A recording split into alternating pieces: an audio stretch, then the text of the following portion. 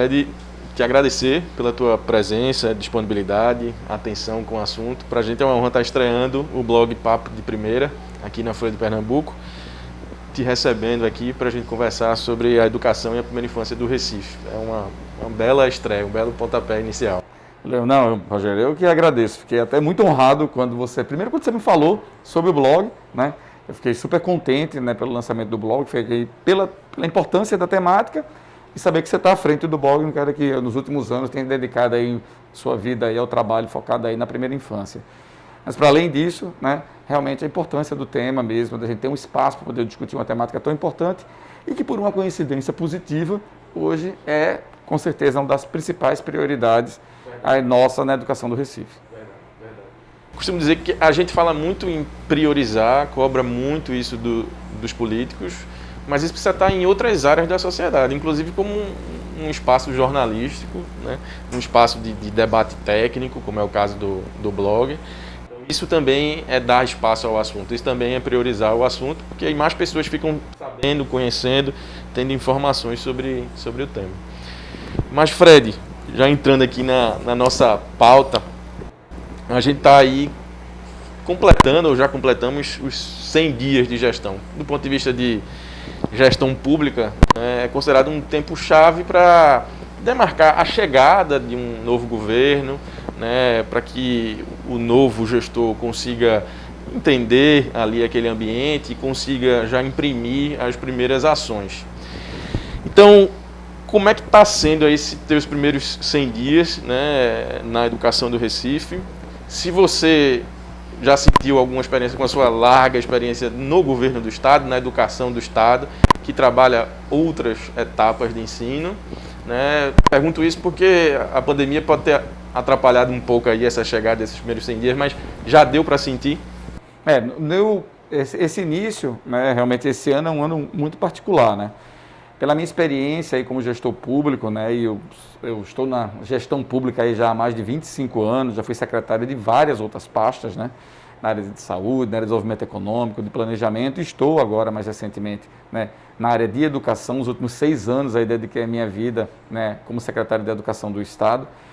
E acho que um dos pontos mais positivos que eu observei do trabalho que foi feito no Estado foi a importância de você construir um planejamento estratégico, grandes linhas de atuação, né, e agregando os projetos para poder atender a esses grandes objetivos. Então, construir esse planejamento estratégico é muito importante.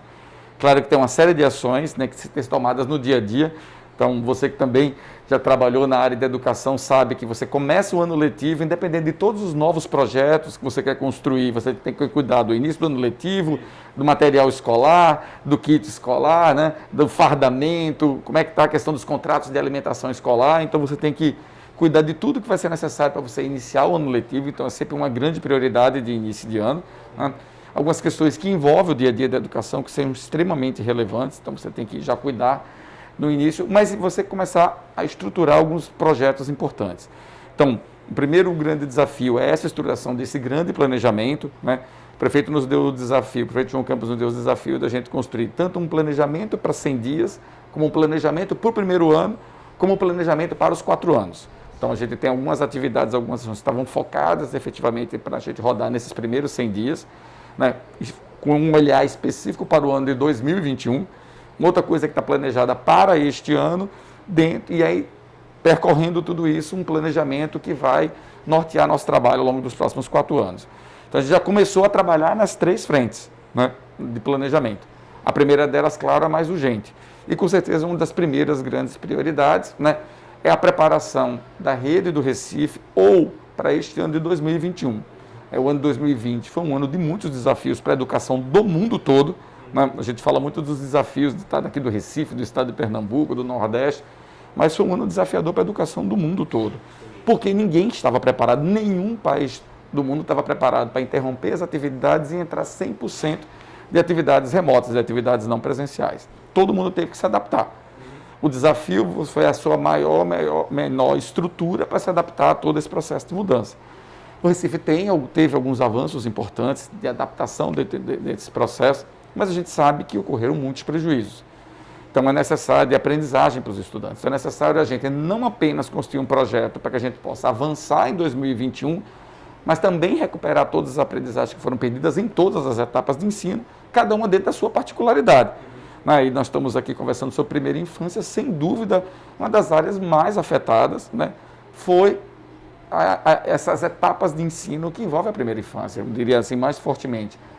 Toda a parte da educação infantil e o ciclo de alfabetização, pela maior dificuldade mesmo de você realizar atividades de forma remota, com crianças tão pequenas, que têm um menor nível de autonomia. Então, isso é um desafio enorme. Então, a gente começou a estruturar o projeto para a gente poder trabalhar como a gente ia se estruturar melhor para esse ano 2021. Então, nós estamos aí com grandes projetos do que diz respeito ao ensino remoto, que na realidade a gente chama de projeto de ensino híbrido. Por que ensino híbrido? Porque muitas pessoas dizem, a gente vai sair do ensino remoto, né, do ensino não presencial, para as aulas presenciais. Não é verdade, a gente vai sair do ensino remoto, exclusivamente remoto, para um ensino híbrido.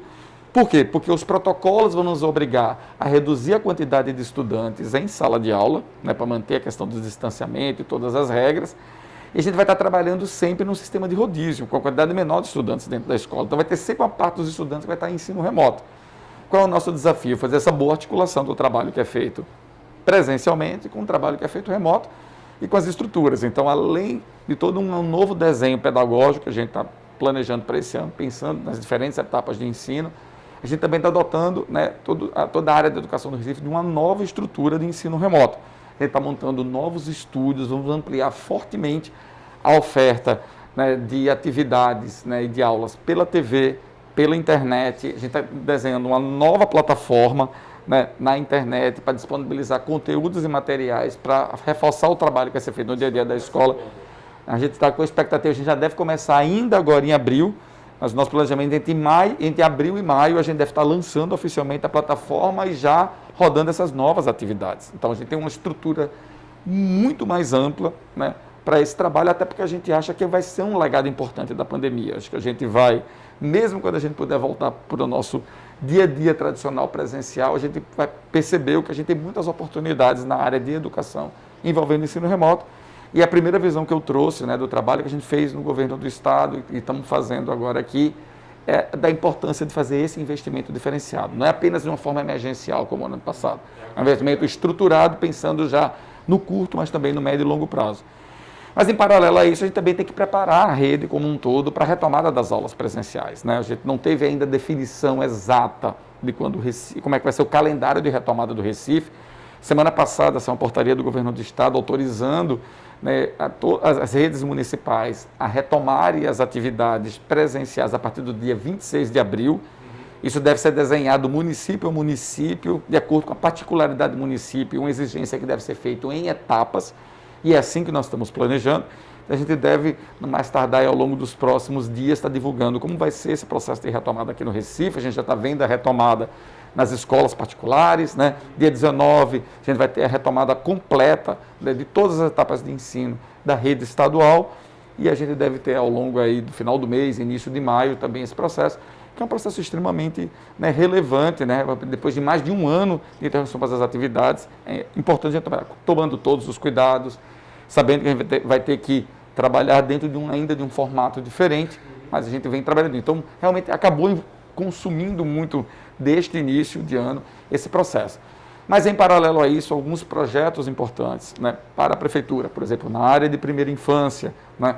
Então, a gente está estruturando a nossa Secretaria Executiva de Primeira Infância e já os novos projetos que a gente está pensando para os próximos anos, né, com esse olhar que vem, né, não apenas do marco da primeira infância, mas do plano, né, que foi recentemente aqui sancionado aqui na nossa cidade. Então, a gente está muito focado em desenvolver alguns projetos, alguns que vêm do próprio programa do governo do prefeito e outros para a gente abrir algumas frentes importantes de trabalho.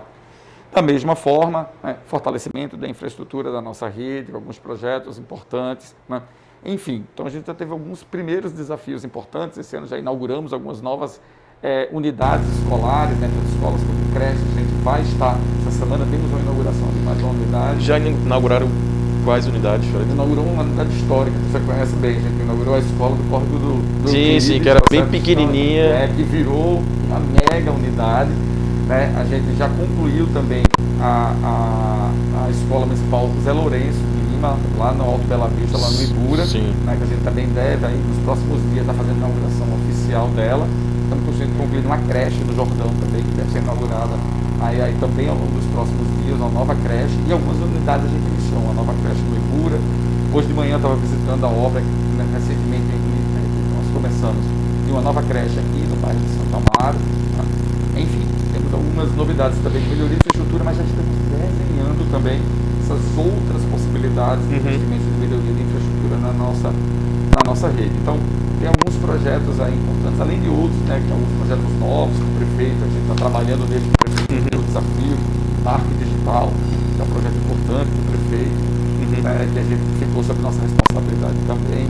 Não, enfim, estamos aí com muita coisa tá acontecendo aí nesse ano. Fred, agora, ano passado muito afetado, né, pela pandemia, esse ano também, mais de um ano de pandemia, mas os 2 anos letivos severamente afetados, porque, como você falou, o retorno vai acontecer em breve e, mesmo assim, por etapas até que se esteja plenamente seguro para haver o retorno total. E esse ano é ano de Prova Brasil, é ano de IDEB. Né? O resultado só sai no ano que vem, mas a prova acontece no final do ano. Sem dúvida alguma, é esperado haver um impacto nesse resultado. Afinal de contas, os alunos que estão no 9º ano, por exemplo, esse ano, vão ter, né, um 9º ano já bastante conturbado, tiveram um 8º ano bastante conturbado também. Claro que do 1º ao 7º, da educação infantil ao 7º, tiveram já acesso, né, à política de ensino estruturada da rede do Recife, mas tiveram os últimos 2 anos bastante complicados. E esse ano seria, né, de acordo com o planejamento do MEC, o último ano da Prova Brasil nesse formato. A discussão estava em aberta, este governo atual demorou a retomar, né, essa discussão e agora existe uma certa estabilidade no INEP. Digo agora porque desde o começo já houve mudanças na presidência, várias mudanças na presidência do INEP, mas recentemente houve uma última mudança e o governo parece agora, né, na gestão do Milton Ribeiro, querer inclusive retirar essa discussão sobre o novo formato da Prova Brasil, incluir outros componentes ou não, e de que forma tal, de forma que essa régua pode mudar e a gente pode perder um pouco do parâmetro dessa régua. Como é que você vê isso? Porque para a gente, né, quando eu estava no município, para qualquer gestor público, o IDEB é a grande referência, né, para a gente poder, né, através do Índice de Desenvolvimento da Educação Básica, saber como é que está a qualidade de ensino da rede, como é que está, né, principalmente em português, matemática, o fluxo, o aprendizado. Como é que vai ser o IDEB esse ano, dentro desses 2 anos conturbados e desse risco maior para a gente perder a régua? Como é que fica a cabeça do gestor? Como é que você se planeja nesse planejamento estratégico? Quais são os resultados que podem guiar nesse caso? Na realidade, essa é uma temática até interessante para mim, porque além do fato, né, eu era secretário estadual de Educação, agora estou aqui como secretário de Educação do Recife, e com certeza o IDEB é o principal indicador do Brasil na área de educação, e por sinal um excelente indicador, né, porque ele tem uma construção muito interessante, porque ele não é apenas o resultado de uma prova, na realidade, ele envolve tanto a parte da proficiência, que é a medição da aprendizagem do estudante, mas uma dimensão de fluxo muito importante, que deve ser avaliada em conjunto, então sem dúvida extremamente relevante. Essa é uma temática que eu acompanhei muito de perto ao longo dos últimos anos, porque eu fui presidente, né, do Conselho Nacional dos Secretários de Educação, até o ano passado eu era vice-presidente, né, do Conselho Nacional dos Secretários de Educação, me afastei exatamente por ter assumido como secretário do Recife, agora vou ter que trabalhar numa outra dimensão, na dimensão municipal, exatamente na dimensão municipal, mas no âmbito do Conselho Nacional eu era quem coordenava nacionalmente as discussões sobre avaliação e eu participava, né, tanto do grupo que foi criado da área de avaliação dentro do Conselho Nacional de Educação, a convite da presidente, né, da professora Maria Helena Castro, mas também do presidente do INEP, porque ele criou também um grupo. Então, esse grupo que foi desfeito recentemente pelo Ministério da Educação, eu fazia parte como representante do CONSED. Então, eu venho acompanhando muito de perto essas discussões. Realmente, o SAEB, que é o nosso sistema de avaliação, do qual o IDEB, o indicador, o resultado da avaliação do SAEB, ele foi criado, ele tem um ciclo, foi pensado para um ciclo de 10 anos, que o último ano desse ciclo era exatamente agora, nesse ano 2021, seria o último ano de aplicação do antigo formato, do atual formato do SAEB, que gerou todo esse conjunto de indicadores de IDEB dos últimos anos, que inclusive está atrelado às metas do Plano Nacional de Educação. Então não é muito mais do que um indicador, na realidade ele é o grande balizador hoje do país na área de educação, já que ele faz parte do Plano Nacional de Educação. E o próprio Plano Nacional de Educação previu que a gente teria esse último ano, tanto que é o último ano que tem metas, né, para estados e municípios de todo o Brasil. A evolução era prevista. A evolução era prevista que a gente teria esse último ano de aplicação e já agora, inclusive, o INEP já tinha iniciado esse grupo, foi constituído esse grupo, né, de especialistas para poder discutir o novo formato do SAEB para 2023. E várias coisas aconteceram ao mesmo tempo. Com a pandemia, né, nós tivemos um primeiro impacto. Qual é a percepção? De que você vai ter graves prejuízos de aprendizagem em todas as esferas. Então, que vão impactar de alguma forma no resultado. Ainda é difícil você medir o quanto vai ser o impacto no resultado. Então, para o nosso IDEB 2021, de todo jeito, a gente só vai ter um novo IDEB para 2023. Então, essa é uma discussão que corre em paralelo. Temos a discussão de 2021, que é uma discussão extremamente importante, que aqui teremos prejuízos, a gente não sabe ainda medir o tamanho desses prejuízos de aprendizagem. Mas exatamente por causa dessa discussão, o Ministério da Educação levantou a possibilidade de não ter a aplicação do SAEB esse ano, como se fosse uma medida já que tivemos a pandemia, a gente não vai poder medir na sua integralidade esse processo, não realizamos esse ano, né? Que acaba sendo uma medida também de economia, de redução de gastos. Né? Acaba ficando ser um parâmetro, saber o quanto afetou. Esse é um ponto extremamente importante. Então, de uma forma geral, todos nós, né, que trabalhamos na área da educação básica no Brasil, estamos totalmente contrários a essa visão do Ministério. A gente acha que realmente para esse ano o mais relevante do IDEB, tá certo? Não é a medição específica do resultado do estudante, daquela turma ou até daquela escola, tá? Mas o mais importante, ele pode nos trazer informações e parâmetros importantes para balizar o nosso planejamento para os próximos anos. Então, pelo contrário, ele passa a ser extremamente relevante, talvez mais importante do que em outros anos, para a gente poder balizar de uma melhor, né? Porque nem todos os estados e municípios têm uma estrutura com sistemas de avaliação próprios que vão permitir realizar avaliações diagnósticas agora no início do ano. A gente também está planejando aqui para o Recife realizar uma grande avaliação diagnóstica para ajudar no nosso planejamento, mas nem todos têm isso. E o SAEB pode trazer parâmetros interessantes para a gente poder pensar o planejamento para os próximos anos diante dos prejuízos da pandemia. Há quem defenda que ele não seja sequer aplicado de forma censitária, seja aplicado de forma amostral, já que a gente não está mais preocupado com o resultado do estudante XYZ ou daquela turma ou daquela escola, mas das redes como um todo e do país como um todo, para utilizar isso, mas deixar de aplicá-lo, sem dúvida, é um prejuízo enorme. Não só do ponto de vista de análise de série histórica, mas um prejuízo enorme do ponto de vista da possibilidade de, com esses resultados, pensar num planejamento para a gente recuperar esses graves prejuízos para a educação. Quando a gente lê matérias como a gente viu no INSEP, né, que ele soltou um estudo dizendo que esse prejuízo da pandemia na área da educação pode durar até 2 décadas, a gente vê que instrumentos de avaliação são muito importantes. O SAEB tem uma luta ainda para que ele seja mantido. Para esse ano, com certeza, ele poderá vir a ser extremamente relevante. Mas, para além disso, a gente tem que pensar como vai ser esse novo SAEB a partir de 2023. Inclusive com um olhar novo, porque vai precisar de um novo formato para avaliação na área de alfabetização, que tem um diálogo muito forte com a parte de primeira infância, e já existem até debates que envolvem a possibilidade de avaliações para a primeira infância. E outra discussão também que parece que agora o MEC está retirando também do INEP, né? Pois é, que é outro absurdo, né? Houve um edital aí para contratar alguns especialistas. Exatamente, porque o INEP é um órgão extremamente capacitado, uma instituição assim, de altíssimo nível, respeitado no mundo todo, é considerado uma das melhores instituições de avaliação do mundo.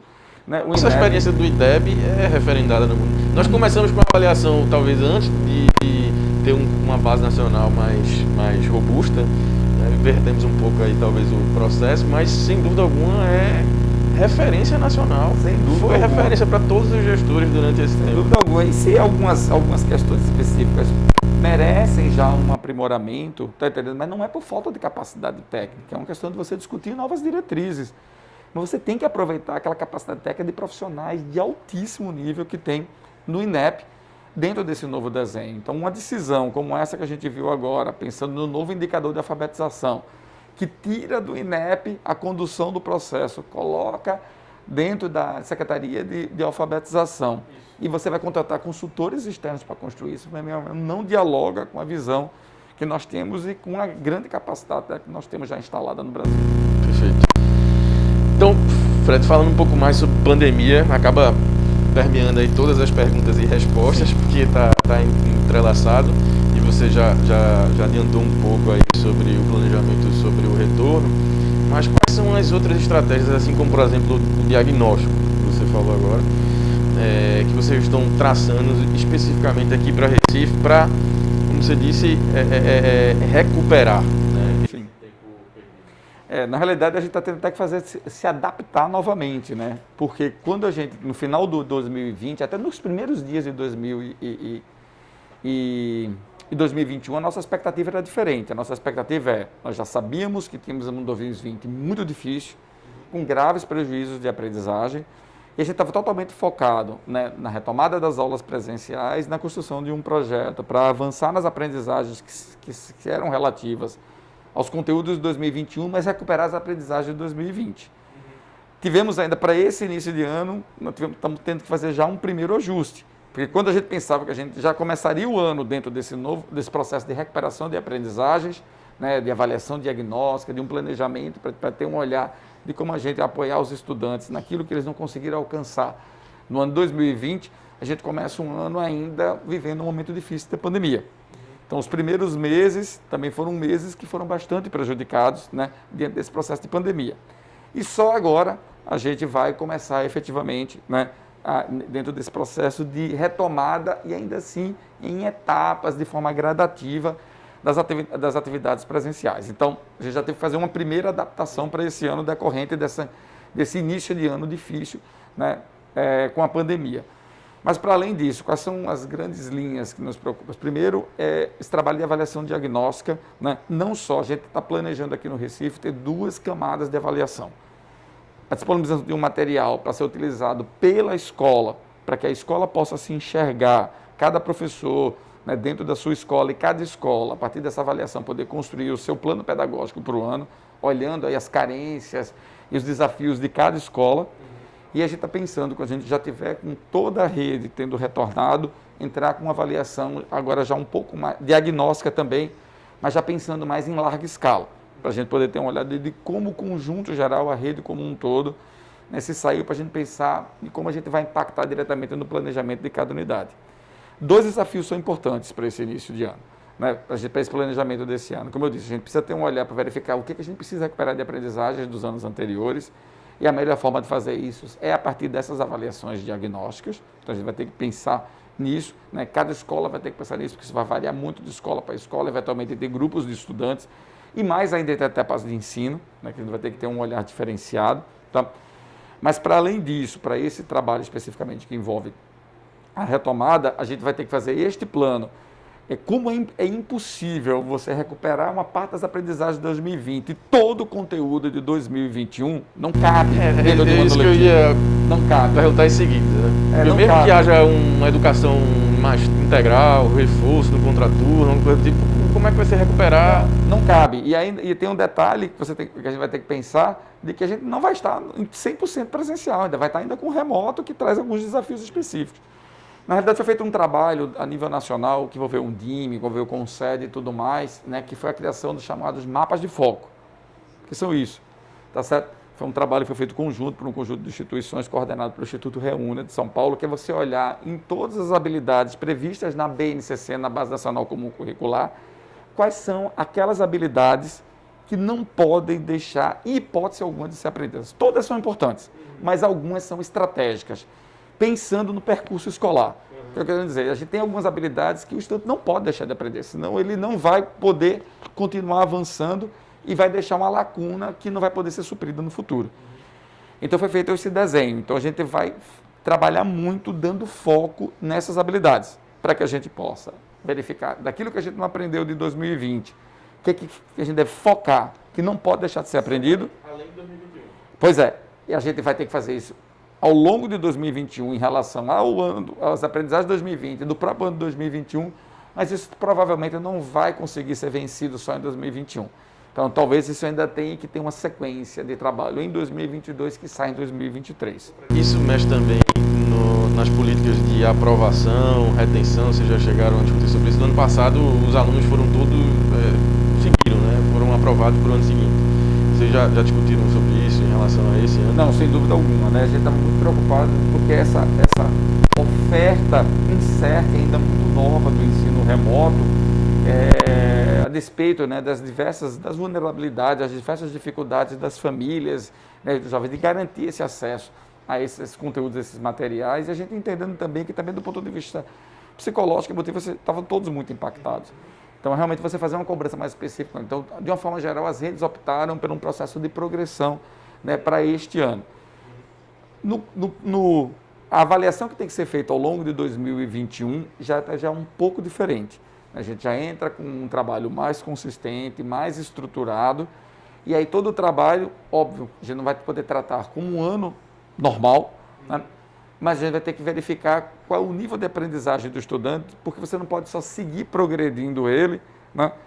Se ele efetivamente não está conseguindo, está tendo dificuldade de acompanhar essas habilidades, esses conteúdos que foram ficando para trás. Então, já é um ano que você vai ter que ter um olhar diferenciado, ou seja, você não volta para a mesma linha de atuação pedagógica que você tinha anteriormente, mas ao mesmo tempo você vai ter que já começar a ter um olhar de se realmente o estudante deve progredir para 2022 no ano seguinte, ou se ele vai precisar de um trabalho diferenciado. Mas mesmo essa análise, essa avaliação e essa decisão final tem que ser tomada considerando o contexto onde o estudante está inserido, porque a gente sabe que a gente tem uma preocupação muito grande, a gente já está enfrentando um gravíssimo problema decorrente da pandemia, do abandono escolar. Então, uma das prioridades nossas para esse ano é a questão da busca ativa escolar. Não, a gente já tinha alguns desafios grandes do abandono escolar no Brasil, né, e aqui na nossa cidade. Mas eles foram todos agravados no mundo todo pela pandemia, todos os estudos mostram isso, né? Então, a gente está fazendo um trabalho muito forte para a gente trazer de volta aqueles que estavam conosco já o ano passado, mesmo antes aqueles que infelizmente já abandonaram a escola já há algum tempo, mas a gente estava muito focado em esses que estavam ano passado, a gente trazer de volta para a escola. Mas para além disso, tá certo, a gente tem o trabalho de como a gente vai efetivamente dar esse diferencial para esse ano. Estava falando um pouquinho aqui sobre primeira infância, inclusive é um dos focos aí do blog. Recife criou a Secretaria Executiva da Primeira Infância em 2019. Aliás, Recife vem sendo uma capital pioneira, referente nesse assunto. Uma das primeiras capitais a aprovar o seu marco legal da primeira infância em 2018. Foi uma das primeiras capitais a aprovar em lei seu plano municipal para a primeira infância no final do ano passado, né, de 2020. E agora, essa Secretaria Executiva, ela está na educação, ligada a você. Como é que é esse novo desafio? E, especificamente, há um desafio que o prefeito João Campos, enquanto candidato, falou muito durante a campanha, que é a ampliação de vagas, né, em creches. A gente sabe que no Brasil a gente evoluiu muito na ampliação e cobertura de vagas, né? Não faz muito tempo que a gente universalizou o ensino fundamental. Estamos prestes a universalizar a pré-escola, atrasados, é verdade, porque a meta era para 2016, mas num ritmo considerável devido ao tamanho do Brasil. Sim. E temos muito problema ainda de cobertura em creche. Então, como é assumir essa nova área e como é que vai ser trabalhar esse desafio aí de ampliação de vagas em tocante à educação infantil, especificamente creche? Você falou um ponto extremamente importante. Recife foi uma cidade que foi pioneira, né, e um dos destaques nacionais em ter esse olhar diferenciado para a primeira infância, né? Ainda como nosso prefeito Geraldo Júlio, ele colocou a primeira infância como uma das suas grandes prioridades sobre diversos aspectos de vários programas, né? Foi aprovado o marco da primeira infância, que você colocou, na sequência, com a criação da Secretaria Executiva de Primeira Infância, né? Foi dado esta prioridade, inclusive, para o processo de construção do plano, para estabelecer as grandes metas para todas as áreas. Então, realmente foi um passo muito importante, né, que foi dado pelo Recife, está em lei também, todo o processo de discussão e de construção mesmo. Foi algo relevante e agora a gente entra no desafio de como, efetivamente, a gente poder continuar avançando, né? O prefeito João Campos colocou, né, a primeira infância também como uma das suas grandes prioridades, né, sobre diversos aspectos, né? Mais especificamente, ele quis dar um olhar diferenciado para o trabalho na área de educação, porque ao longo dos últimos anos tem avanços muito consistentes no trabalho do Recife, na área de saúde, por exemplo, envolvendo, né, o programa Mãe Coruja do Recife. Né, você tem, né, um trabalho consistente também na área de assistência, com todo um trabalho diferenciado na área de criança.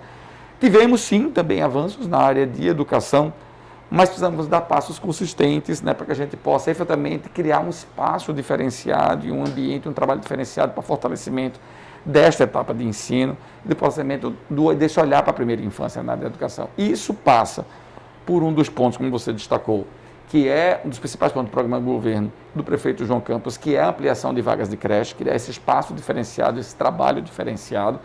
Né? Então, a proposta é duplicar as vagas de creche. Então, realmente é um plano bastante, né, audacioso, né, para os próximos anos. Só para ficar claro, em quantidade, mais ou Nós menos... temos hoje cerca de... O ano passado, o número exato, até na etapa de creche, eram 6.600 estudantes matriculados. É a gente ultrapassar a barreira aí dos 14 mil estudantes. Tá? Esse é o nosso foco hoje. Tá? A gente está estudando, inclusive, diferentes modelos. O prefeito João Campos nos deu total autonomia para estudar diferentes modelos, seja a construção de unidades próprias, seja ampliação da rede de conveniadas dentro de um novo desenho, não do desenho atual, mas do novo desenho, seja até estudos de parcerias público-privadas de PPP para ampliação dessa oferta. Então, a gente está estudando todos os modelos, depois a gente vai tomar a decisão de quais são os caminhos que a gente vai trilhar com relação a isso.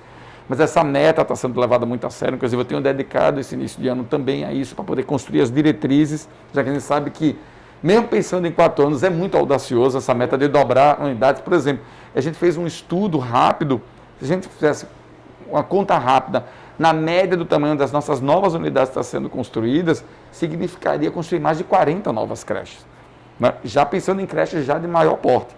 Então, não estamos falando de um projeto singelo, um projeto realmente bastante audacioso. Mas a gente está tocando isso. Em paralelo a isso, a gente vai continuar trabalhando, porque muitas dessas unidades creches, né, que é um foco importante, essa ampliação dessa oferta, mas já vão ser construídas como creches, escolas, como unidades de educação infantil, o que vai acabar impactando também positivamente na melhor qualidade da oferta da etapa de pré-escola, grupo 4 e grupo 5. Então, ela vai ser beneficiada diretamente, né, por essa ampliação da oferta de creche, que a maior parte das unidades vão ser pensadas já como creche escolas. Então, a gente vai estar também qualificando, a gente já tem uma oferta bastante substantiva aí no que diz respeito à pré-escola, mas a ideia é realmente concluir o processo de universalização e também a gente qualificar melhor essa oferta. Então, ela vai ser beneficiada por isso. E dentro desse contexto, trazer um novo projeto para a área de educação infantil. Então, é muito mais do que acesso, né? Ter vaga de creche e ter vaga de pré-escola. A ideia é realmente fazer um desenho diferenciado para o trabalho da educação infantil, conectando ele diretamente com outro projeto, que é uma das prioridades do prefeito, que é o nosso novo projeto de alfabetização do Recife. Acho que o Recife tem alguns projetos muito legais nos últimos tempos. A gente quer aproveitar a experiência do ProLer, que foi um projeto importante do Recife, tem bons aprendizados, muita coisa boa que foi desenvolvida no âmbito do ProLer, que foi um projeto muito legal desenvolvido pelo Recife. Recentemente, o Recife tem participado do Criança Alfabetizada, que é um programa do governo do estado em parceria com todos os municípios.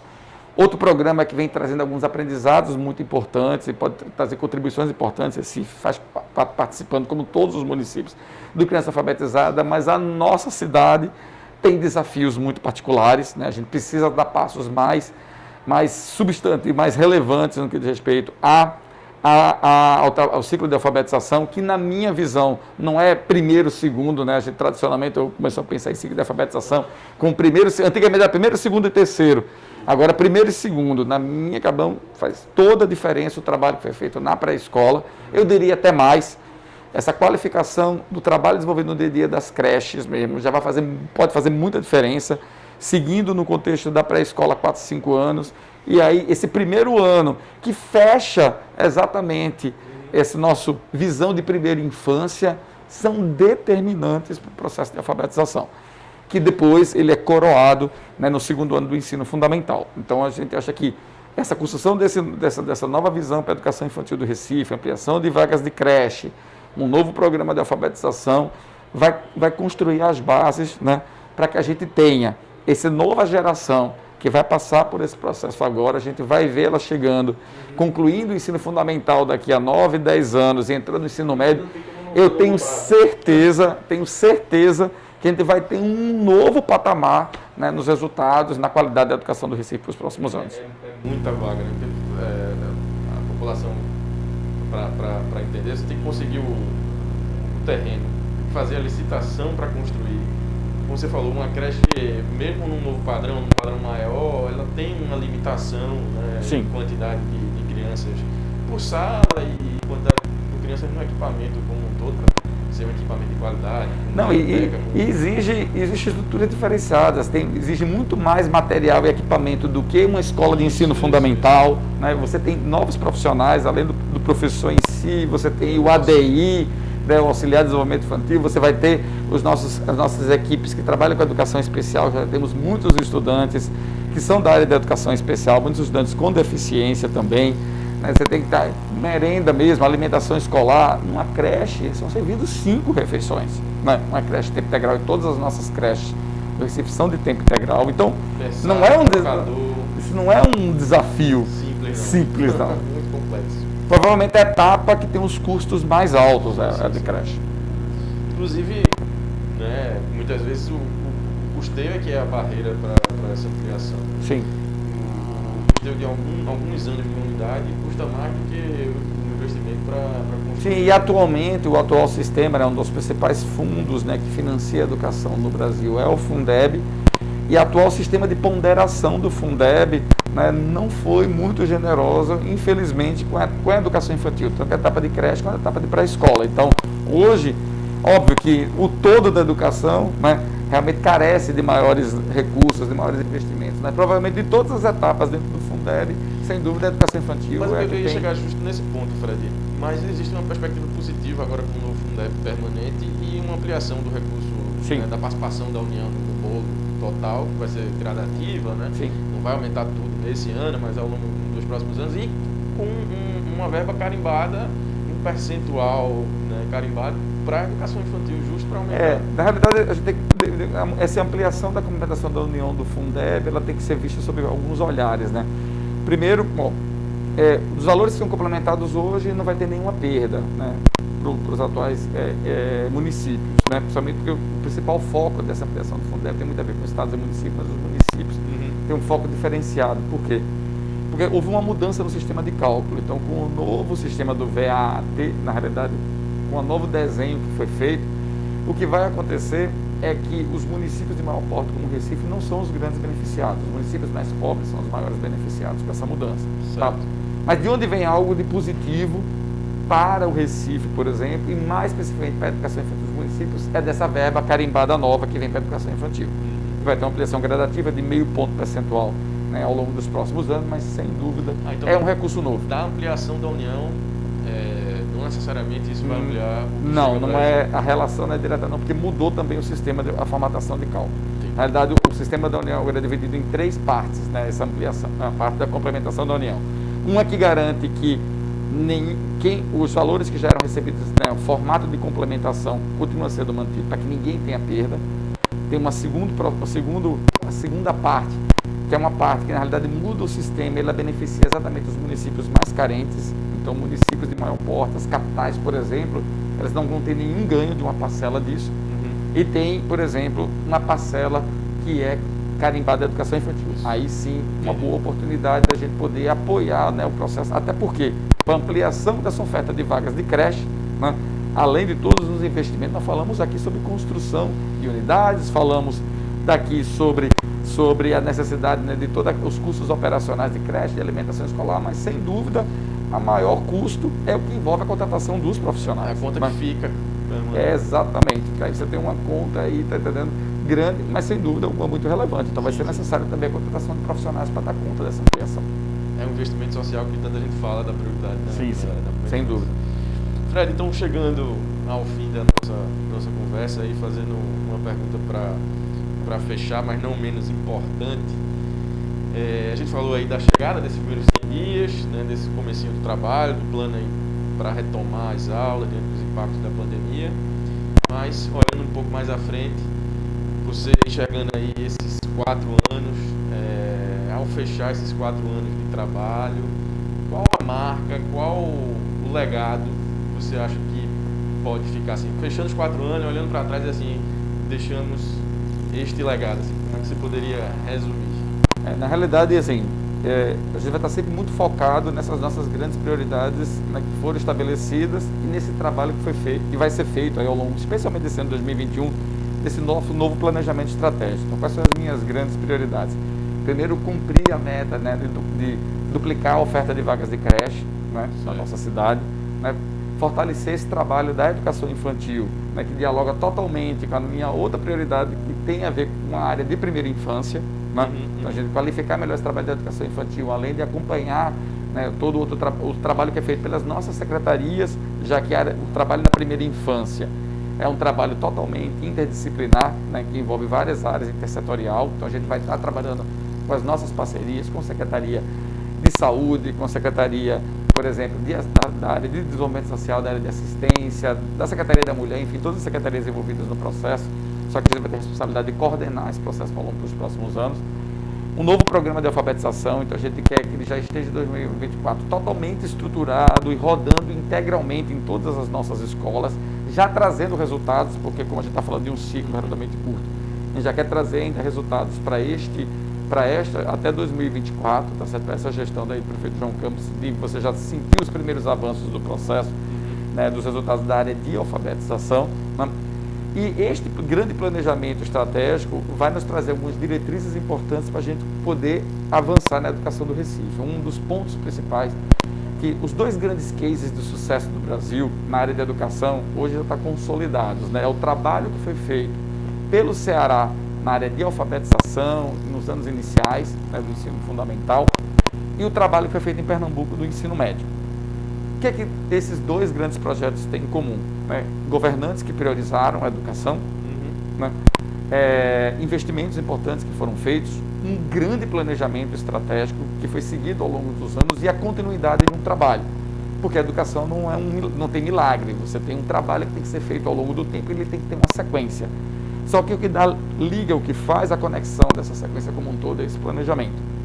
Então, realmente, talvez um dos grandes legados, além dessa melhoria da infraestrutura da física da rede, construção de novas unidades, qualificação das unidades existentes, além dessas ações que a gente vai poder fazer ao longo dos próximos anos, que vão impactar de forma mais imediata na rede de educação do Recife, de traçar essas diretrizes e esse planejamento, tá certo? Que a gente tenha metas muito bem claras para a rede como um todo, para as nossas escolas, para a gente continuar avançando ao longo dos próximos anos, é que vai fazer toda a diferença. Inclusive que esse planejamento fique, exatamente, para que quando a gente tenha, né, a partir de 2025, por exemplo, né, a gente possa ter, sim, um aprimoramento daquilo que foi realizado, a gente perceba que a gente tem grandes eixos estratégicos importantes a serem seguidos, para que tenha uma continuidade do trabalho, para que esses resultados continuem evoluindo. A gente quer colher já resultados para 2024, mas que eles tenham sequência. Isso vai fazer a diferença. Exatamente. Na educação, em todos os níveis. Né? Exatamente. Que a gente está sofrendo aí também. Exatamente. Esse é o nosso desafio agora. Fred, muitíssimo grato. Eu acho que a gente estreia aí com o pé direito. Você é um profissional de extrema competência já comprovada. Que sorte de Recife tê-lo conosco. Né? E obrigado pela sua atenção, pelo assunto. Né? Vamos fazer esse assunto ser debatido, crescer, chegar a mais pessoas, para a gente poder cobrar mais e poder, né, fortalecer ainda mais o trabalho da educação na nossa cidade. Para mim é um prazer, obrigado aí pelo convite. Espero inclusive que a gente, da próxima vez, eu volte aqui para conversar com você, agora conversando sobre os nossos projetos específicos, né, sobre a primeira infância. Hoje a gente deu uma visão ampla sobre os desafios da educação, né, no país como um todo, conectado com a primeira infância. Em breve eu vou ligar para você, Rogério, vamos conversar agora sobre alguns projetos específicos, né, da primeira infância. Até para você já acompanhar aqui, relembrando a primeira infância. E teremos novidades em breve, a gente vai lançar alguns projetos aí especiais aí na área de primeira infância que a gente espera trazer para você contar para todos aí que vão estar assistindo seu blog. Maravilha. Obrigado, Fred. Valeu, obrigado.